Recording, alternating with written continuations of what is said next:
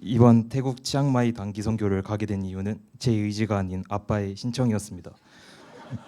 처음에 치앙마이 단기 선교에 관한 이야기를 들었을 때 가고 싶다는 생각보다는 굳이 내가 간다고 뭐가 바뀔까 이런 생각이 더 먼저 들었습니다.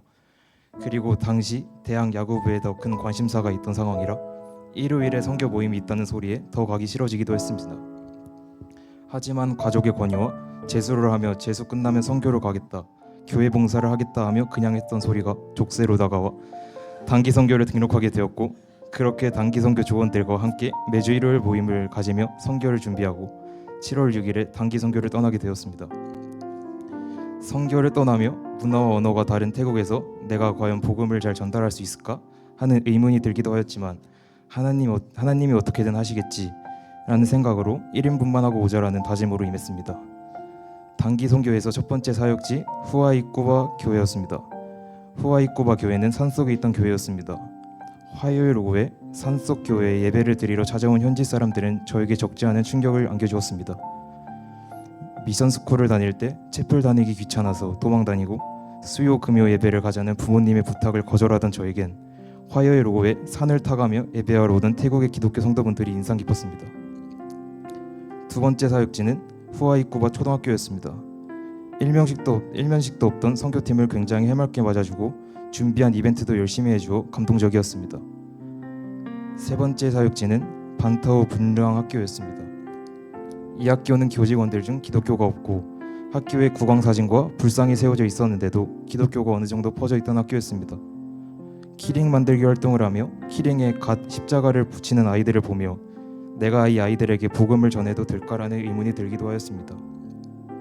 신학대학원에서는 언어와 문화는 다르지만 같은 기도 제목 아래 같이 기도하고 찬양하는 모습이 인상 깊었습니다.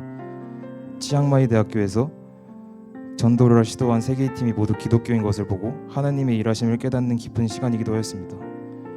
마지막 날 사역한 선교사님의 항동교회에서는 준비한 CCD, 역할극 등이 마지막이라 많이 아쉽기도 한 한편 전에 사역하며 만난 지체들과 다시 만나 함께 예배드리는 은혜로운 시간이었습니다.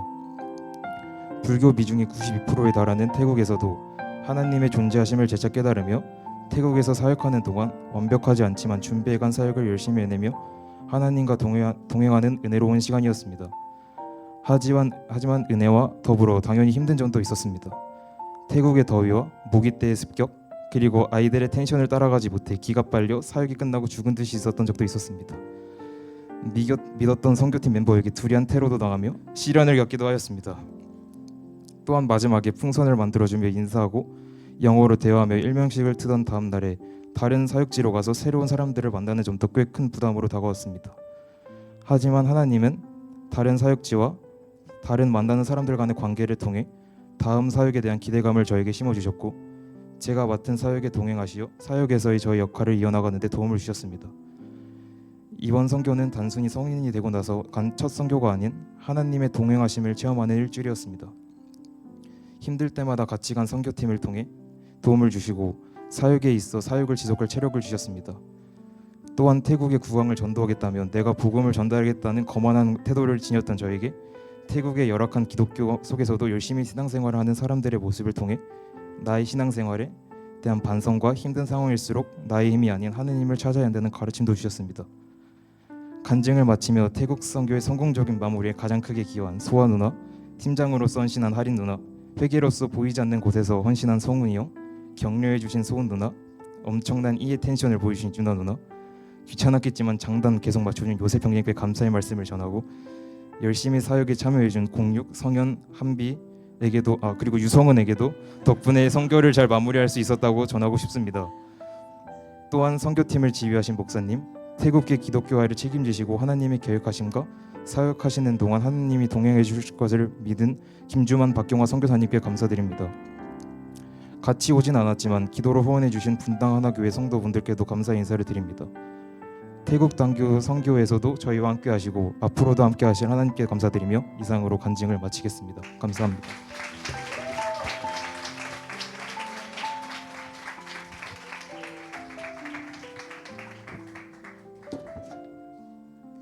안녕하세요. 이번에 청년교구 치앙마이 단기 선교를 다녀온 김상현입니다. 작년에 참여했던 작년부 라오스 선교를 통해 저는 하나님께서 제 삶 가운데 베푸신 은혜를 경험했고 그 시간이 제 신앙의 큰 전환점이 되었습니다. 그 은혜가 올해 선교에 다시 참여하게 된 가장 큰 계기가 되었습니다. 처음에는 설렘과 기대로 선교 준비를 시작하였지만 점차 바쁜 학업과 선교 모임이 겹치면서 후회가 되기도 했습니다. 선교 가기 전주까지 찬양 선교단 동아리 연주 준비로 몸도 마음도 지쳐서 괜히 간다고 했나 좀 쉬고 싶다는 생각이 들었습니다. 선교를 기대했던 마음보다 부담감이 더 커졌고 준비하는 과정이 버겁게 느껴졌습니다. 그런데 선교를 떠나기 전 담임 목사님께서 잘하려고 하기보다 하나님 안에서 즐기며 그냥 섬기면 하나님께서 사용하시고 은혜를 베풀어 주실 것이라고 말씀해 주셔서 부담을 조금 내려놓고 선교에 나아갈 수 있었습니다. 그렇게 저는 치앙마이로 가게 되었고 첫 사역으로 작은 산지교회를 방문했습니다. 사람도 많이 살지 않을 것 같은 산속이었는데 예상보다 많은 성도님들이 함께 예배드리러 오신 것을 보며 놀랐습니다. 처음에는 언어도 다르고 살아온 환경도 다르기 때문에 낯설고 거리감이 느껴져서 우리가 마음을 나눌 수 있을까 걱정하기도 했는데 함께 찬양하고 손을 맞잡고 기도하는 순간 하나님 안에서는 모두가 한 가족이며 한 마음이라는 것을 깊이 느낄 수 있었습니다. 산지 교회를 시작으로 저희는 두 초등학교에 방문해서 사역을 진행했습니다. 사실 초등학교 사역을 준비하면서 연극과 율동에서 저의 부족함이 많이 느껴지기도 했고 아이들이 과연 이런 프로그램을 좋아해 줄까에 대해 걱정도 있었습니다. 하지만 막상 사역을 시작하자 아이들은 기대 이상으로 즐겁게 참여해 주었고 율동도 함께 따라하며 연극에도 집중해서 바라봐 주었습니다.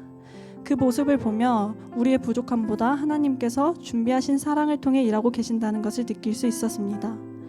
어린이 사역을 모두 마치고 저희는 치앙마이 신학대학원에 방문하였습니다.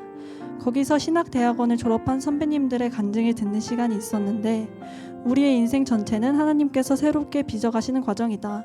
매일 하나님의 손에 자신을 맡기고 하나님께서 우리의 삶을 다듬어 가시도록 내어드리는 삶을 산다면 우리가 예수 그리스도를 온전히 담아가는 그날까지 하나님께서 계속해서 우리를 빚어가신다는 말씀이 저에게 큰 위로와 은혜가 되었습니다.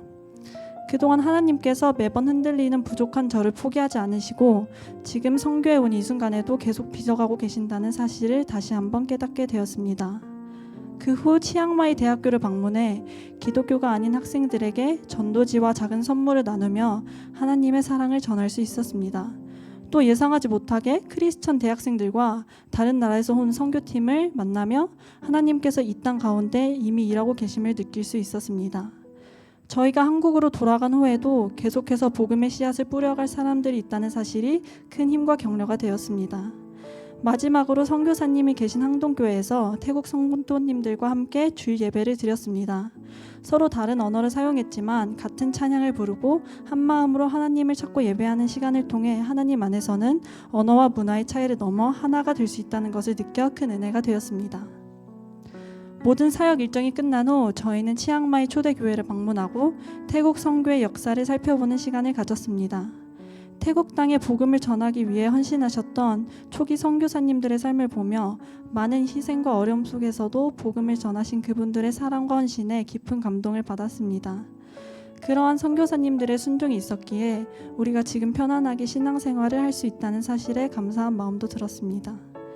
이후 함께해 주신 선교사님과 시간을 보내며 선교 현장에서 경험하신 은혜에 대한 이야기를 들을 수 있었습니다.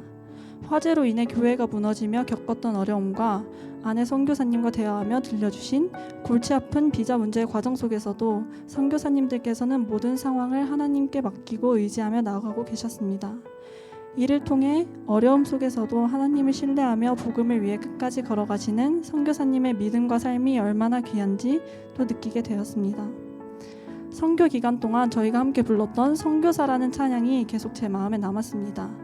가사를 잠시 읽어드리자면 어쩌면 내 삶을 전혀 돌볼 수 없을지 모르겠지만 나를 보내시고 무너진 그 땅에 내 생명 묻으소서. 주님의 나라가 세워지는 것이 주님의 교회가 이곳에 세워짐이 나의 평생 소원. 이 찬양의 가사가 복음을 위해 자신의 삶을 내려놓고 헌신하시는 선교사님들의 삶을 담고 있는 것처럼 느껴졌습니다.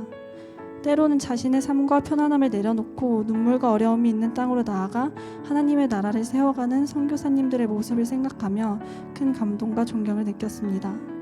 선교사님들과 헤어지면서 계속해서 복음을 전하기 위해 자신의 삶을 드리고 어려움을 감당하실 선교사님들의 모습이 예수님의 모습을 닮아 있다는 생각이 들어 눈물이 나기도 했습니다. 복음을 위해 자신을 내어주신 예수님의 사랑이 선교사님의 삶을 통해 나타나는 것처럼 느껴졌고 그 헌신과 믿음이 제 마음에 깊이 남았습니다. 이번 태국 치앙마이 선교를 통해 하나님께서는 제가 하나님의 사랑을 전하러 간 그곳에서 오히려 이미 하나님께서 일하고 계시는 모습을 보여주시고 더 큰 사랑을 경험하게 하셨습니다.